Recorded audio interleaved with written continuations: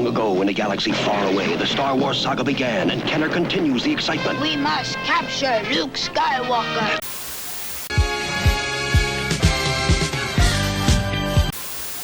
In many ways, on a surface level, Andor does not care about Star Wars. Throughout its 12-episode run, there's not mention of lightsabers, Jedi, or even that many stormtroopers. References are there for the die-hard lore-appreciating fan, however, all are done with subtlety and realism. Andor doesn't feel like Star Wars, and yet, in so many ways, Andor is what Star Wars needs to be. Star Wars, from its inception, is a story of rebellion, a small force of driven people against unspeakable odds, fighting for what is right against an empire that appears to be so omnipotent and ubiquitous in its rule over an entire galaxy of living and sentient beings with unending cruelty and the pursuit of power. This empire is consumed by its aesthetics, a black and white monolith of seemingly unnatural and uncanny figures who twist and control the natural state of the world in pursuit of pure benefit to themselves. The rebels are portrayed as small but strong, a group of like-minded people with a strong will and pull towards humanity, aided by certain exceptional individuals, one of which who learns to master supernatural abilities.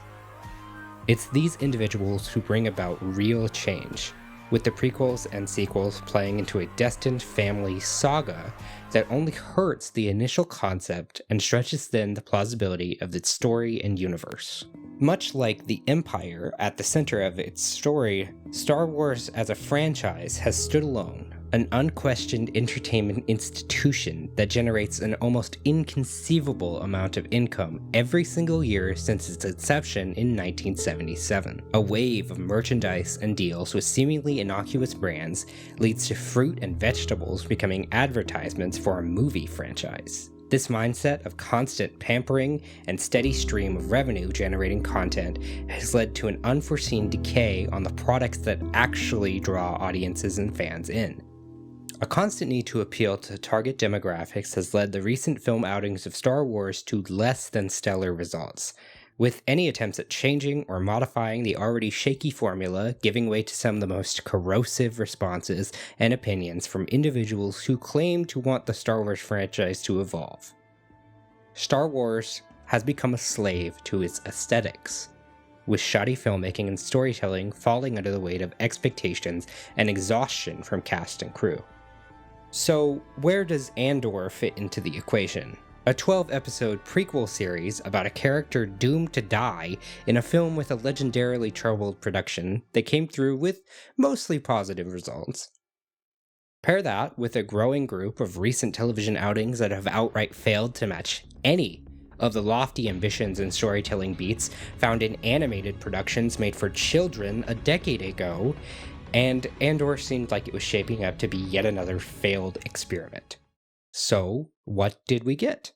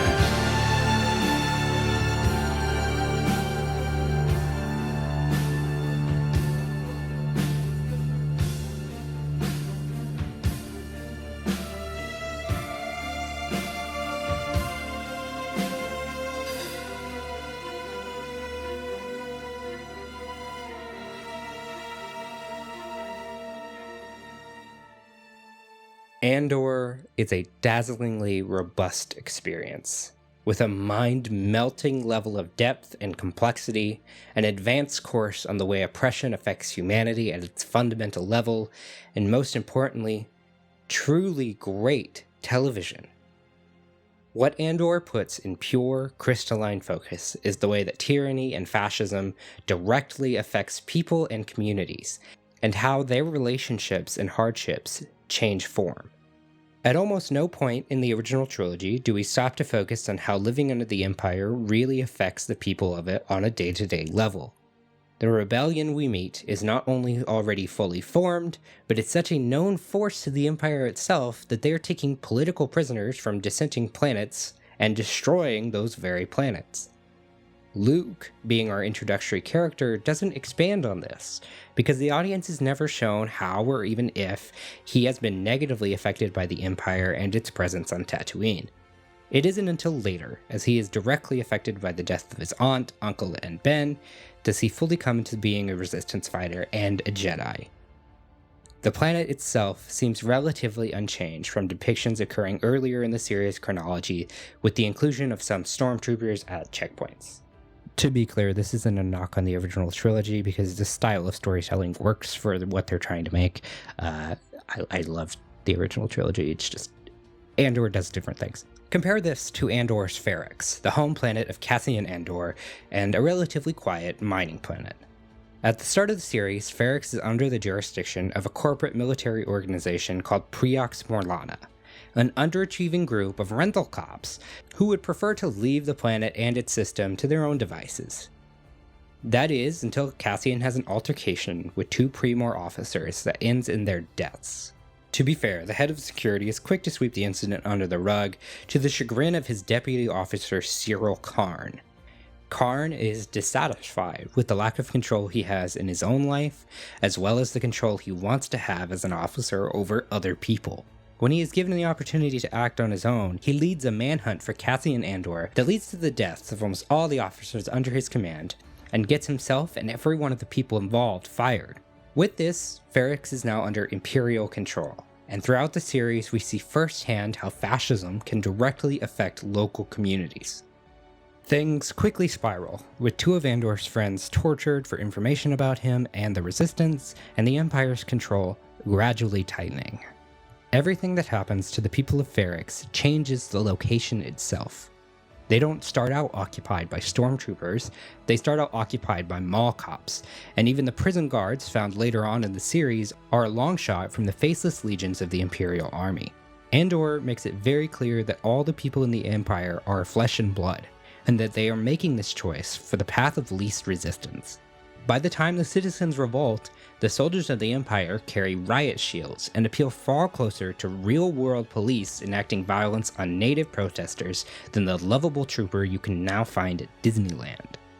It isn't until faced with the totality of the Empire's cruelty, being arrested and forced into work solely to fuel the Empire's construction of the very symbol of oppression that Cassian will eventually help to bring down, that he truly becomes the Andor we come to know in Rogue One.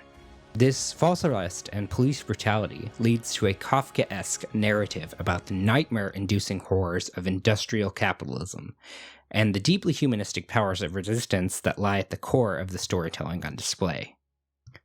Take Marva's funeral scene, the final nail in the coffin of the Ferrix citizens' revolt. Fighting the Empire takes waking up from the complacency that they have designed their entire system around, and even the loose jurisdiction of Pre-Mor only serves to tighten the grip the Empire had on the people who lived and worked in their own communities, who found love and richness in their traditions and history. The Empire, like all fascist regimes and like the very capitalistic system we live under, paints over beliefs and religions, removes context from history and cultures, and most of all, takes without giving anything in return. As writer Mark Fisher states in his foundational work, Capitalist Realism, the power of capitalist realism derives in part from the way that capitalism subsumes and consumes all previous history. Aldhani, a location and people that parallel the real-life struggle for independence in Ireland against the totalitarian rule of England and the para-fascist Blue Shirts organization, have a religious pilgrimage to witness an astrological event known as the Eye. The Eye is a massive belt-wide meteor shower, which is of great religious importance to the native people of Aldhani. It also happens to be the perfect opportunity for the rebellion to perform a large-scale payroll heist. The Empire's unending hubris and blindness to what has been happening right in front of them leads to a successful heist, stealing 80 million credits and directly funding the rebellion. This hubris is lifted directly from real-world examples of the lazy and corrupt nature of fascist regimes. With perceived absolute dominance comes passivity. As Cassian says, "What, to steal from the Empire? What do you need? A uniform, some dirty hands, and an Imperial toolkit. They're so proud of themselves, they don't even care.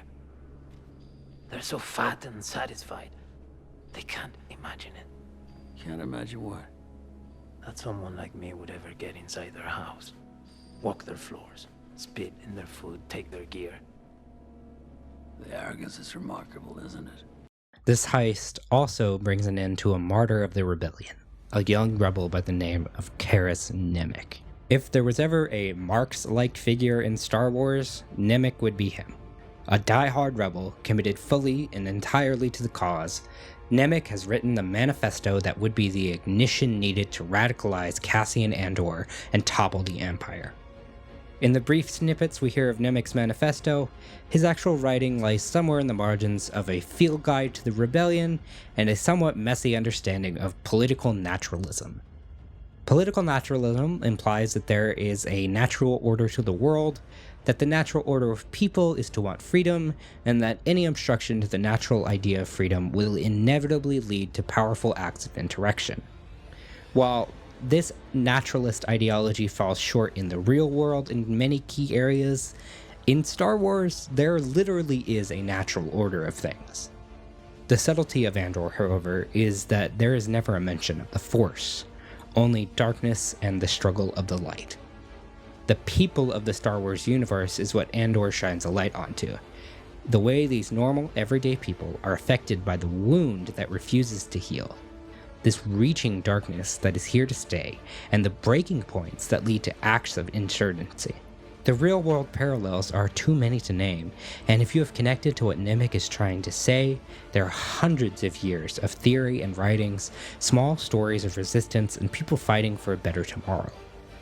If the wisdom goes, do or do not, there is no try, Nemik believes firmly that the act of trying in and of itself is key to reaffirming a stance against the Empire. Andor as a series doesn't end there, however. It portrays a range of real-world leftist political views, some of which initially butt heads with each other, but eventually come together over a common goal. It doesn't shy away from the legitimately dire effects of what it means to rebel. In fact, it's these very conditions that key political players in this universe take to their advantage. Luthen Reyes is a deeply conflicted person. He is a man of many lives, of almost unyielding performance, where any truth to his identity has been slowly chipped away to the point that not even the very rebellion he's hoping to build is sure of who he really is, and why he is doing what he is doing. In truth, Luthen is an accelerationist, a figure that takes key people and places and pushes them from behind the scenes.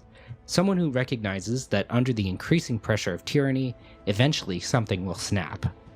In Cassian's case, he recognizes the deep underlying contempt he has for the authority that wronged him, and pushes him into overcoming his initially self-servicing nature.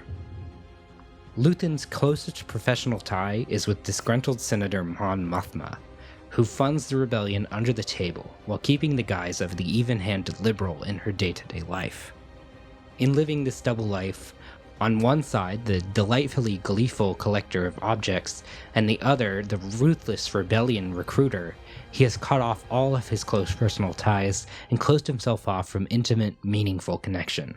It turns out that in the case of Ferric, his accelerationist mindset actually works in forming grassroots rebellion, with little input from him personally. This mindset in general plays on the over-repression fallacy.